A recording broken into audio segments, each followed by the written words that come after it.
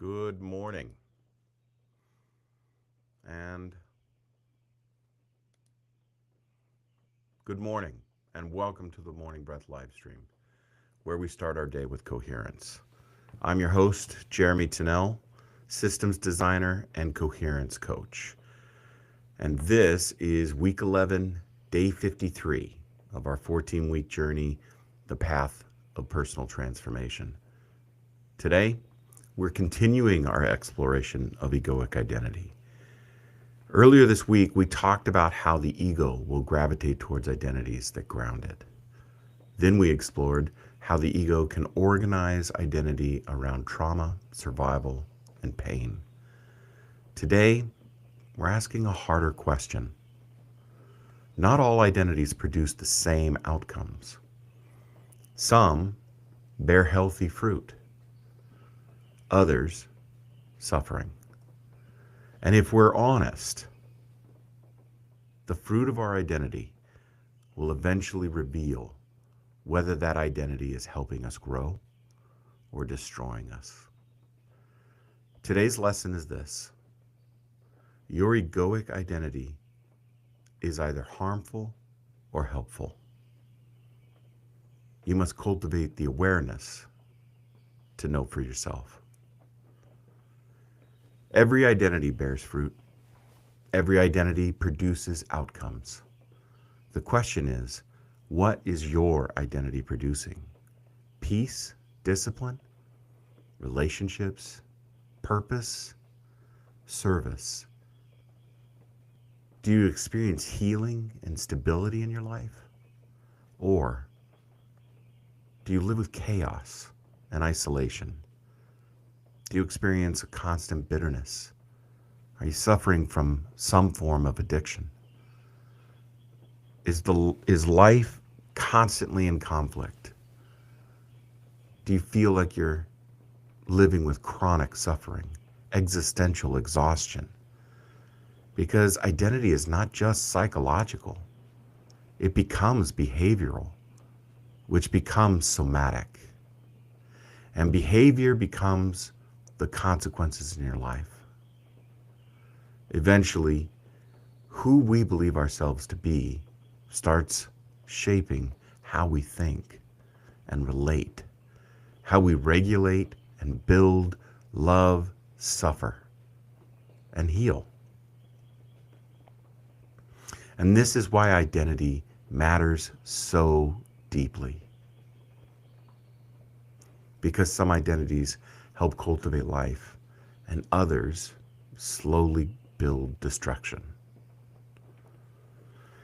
I think one of the hardest things about egoic identity is that, first and foremost, they are who we think we are. But also, people often mistake familiarity with health. If an identity feels normal, we assume it must be true.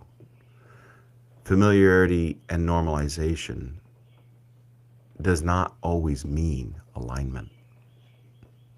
Some people become deeply identified with victimhood, not because the pain wasn't real, but because the ego found grounding there. Others become identified with superiority, always needing to be the smartest person in the room, the most aware, the most evolved, or successful. Some identify with overconfidence, never questioning themselves or slowing down, never self-reflecting deeply enough to realize they are disconnected from reality. And all of these identities eventually bear fruit. The victim identity often produces helplessness and resentment, powerlessness and isolation. The superiority identity produces disconnection and arrogance and an inability to receive truth. The overconfident identity will produce instability and broken relationships, blind spots, and collapse. Acknowledging this is not judgment, it's observation. It's observation. Because every identity creates a trajectory, and eventually the trajectory becomes visible through the quality of a person's life. Not all identities are harmful. Some become deeply beautiful when rooted in awareness, self-reflection, self-awareness, self-regulation, and ongoing self-inquiry. These are healthy practices. Parenthood can become a sacred identity. There's service and stewardship. Being a protector, being a builder, a teacher, a healer, becoming a caregiver can become profoundly life-giving identities. But only when those identities are rooted in personal practice, like humility and responsibility and coherence. Otherwise, even positive identities become egoic performance because that is their source, ego. That is why the fruit we bear in life matters. Not the label, the fruit. Are you more present? Are you here? Are you aware? Are you moving towards self-discipline? How are your relationships? Can you cultivate peace within and around you? Are you honest? Or do small lies constantly fall from your lips? Do you experience stability? Can you build meaningful things in your life? Or do you live with constant suffering, emotional dysregulation, chronic conflict, broken trust, internal resentment, self-destruction, emotional chaos, and existential exhaustion? Because eventually, identity stops being theoretical and it becomes visible through consequence. This is where we have to become honest with ourselves about what egoic identities actually do. The ego loves identities that remove responsibility. It builds identities that justify behavior. It gravitates towards identities that explain why growth shouldn't be required. This is just who I am. I was born this way. It runs in my family. And eventually, you must ask, what is my life producing? Because identity is not proven by what we say about ourselves. It's revealed through the patterns of our life. This is an ancient principle. You know the tree by the fruit it bears. You know the tree by the fruit it bears. And identity works the same way. If an identity is healthy, it will eventually produce greater coherence, capacity, and peace. Not perfection, but movement towards life, zoetics, and integration towards groundedness and responsibility. Through alignment, healthy identity helps us care for others and build meaningful things. It repairs relationships and it holds boundaries without hatred or bias, face difficulties without collapse, and remain connected to purpose. But harmful egoic identity bears different fruit. It produces constant instability and chronic resentment, internal and external reactivity, and self-destruction through victim loops, and disconnection from meaning. And often, the body carries that burden too, because chronic dysregulation eventually becomes psychological. The nervous system remains activated.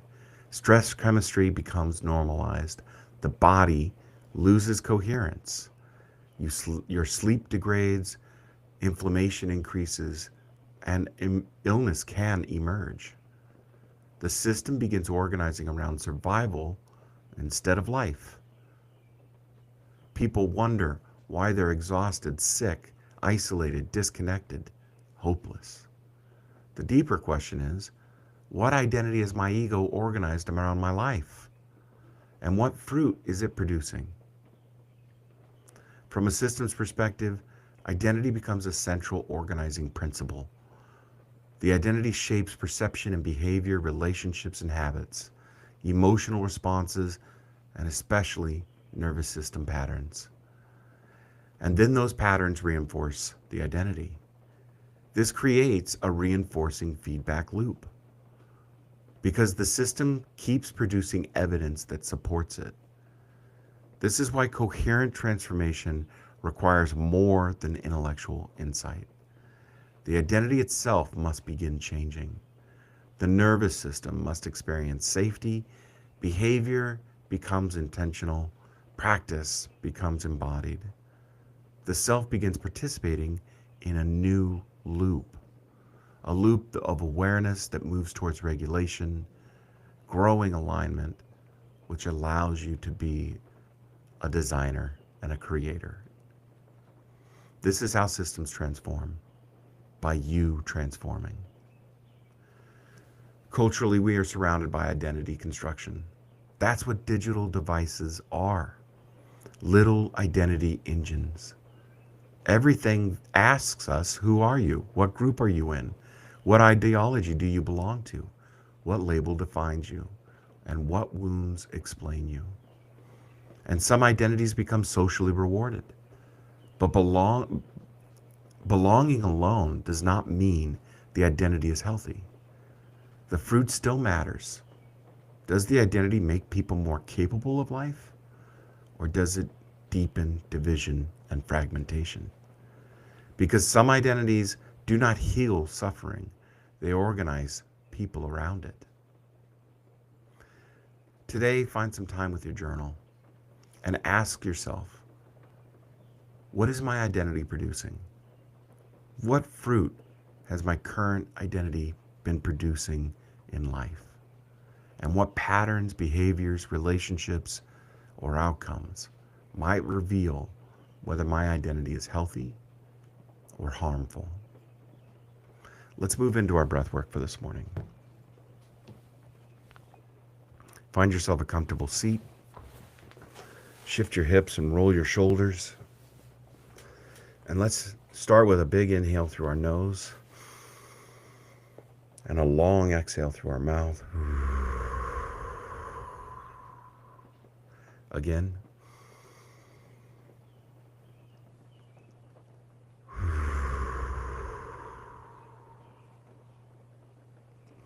Now inhale for about 6 seconds.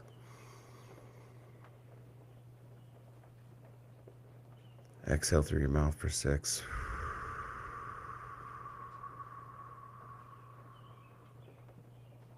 Again.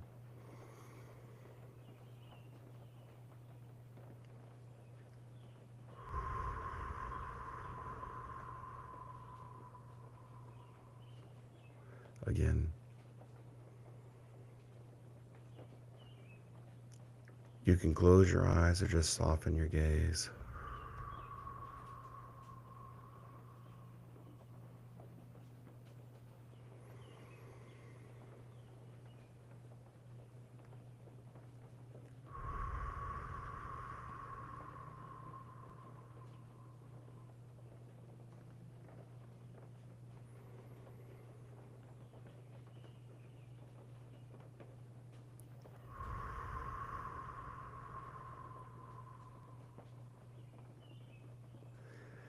As you breathe in that pattern, let the exhale be an expansion and the inhale be a contraction. Concentrate on your breath.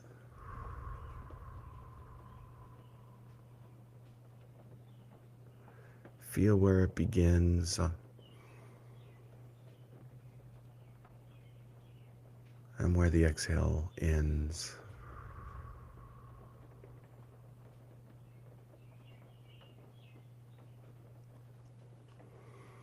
Keep the pattern going.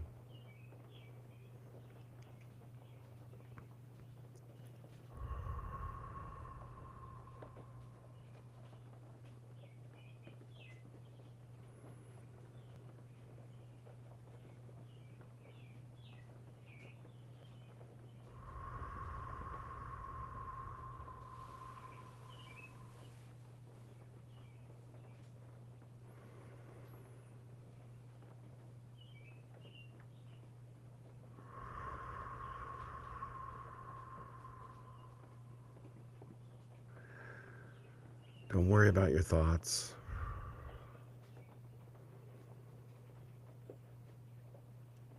Don't attach yourself to them.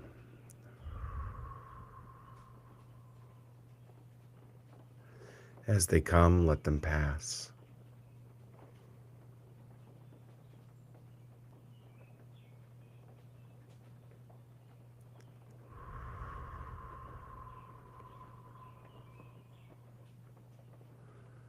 With the inhale, feel the breath move into your body. Expand your lungs.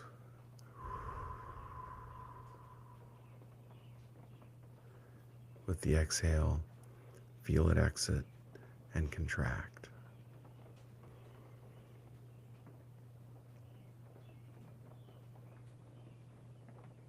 Let your chest move out.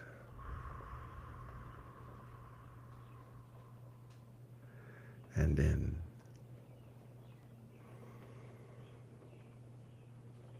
Expand your ribs and contract.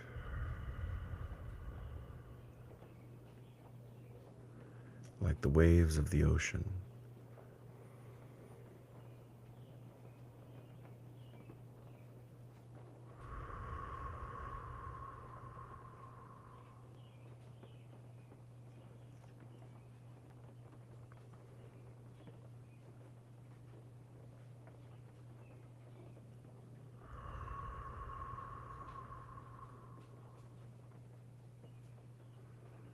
Be in this moment.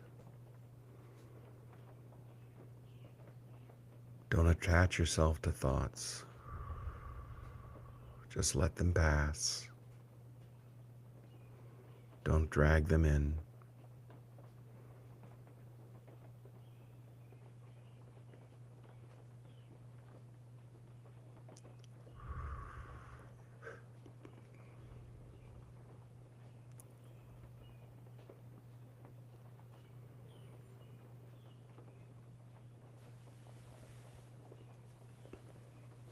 Be aware of your body. Relax your forehead.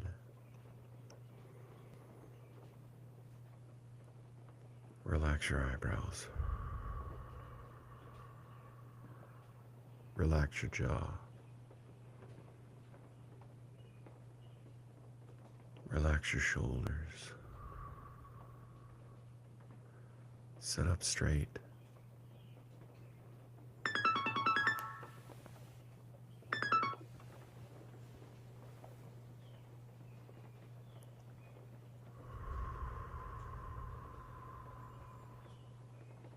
Let's inhale through our nose and exhale with a sigh. Come back into the space.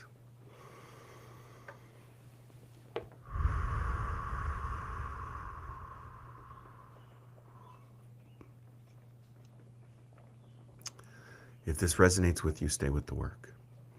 Because transformation begins when we stop protecting identities that are harming us, or protecting identities at all, and start cultivating identities that bear fruit. Every identity bears fruit, and eventually that fruit tells us the truth about who your ego has taught you to become. Take a breath. I'll see you tomorrow morning at 5:30.